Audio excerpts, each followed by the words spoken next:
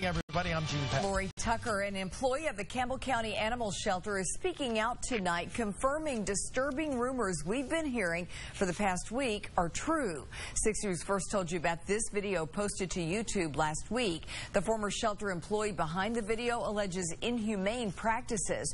We also told you about an online petition calling for Director Betty Crumley's removal. She has denied any wrongdoing.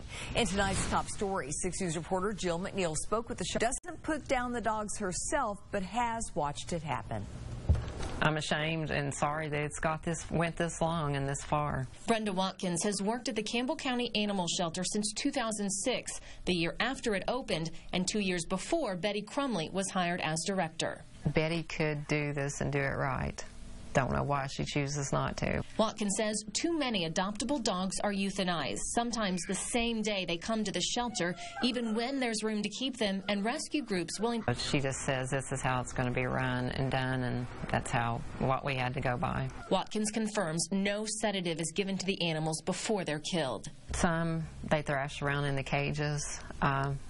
There's a lot of yelping, yelling, screaming from the dogs. And she says a smaller than recommended dose of the euthanasia drug is used. Sometimes it's hours before they're actually completely die.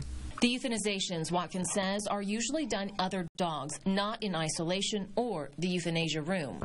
You know, this dog's yelling or screaming, or, then the other dogs had a catch pole put on it and it's been held down to be euthanized. Yeah, these dogs know what's going on. Sometimes, Watkins says, the drug is injected directly into the heart. When you hit an organ without that tranquilizer or, being sedated, it's very painful. So you've seen the dog.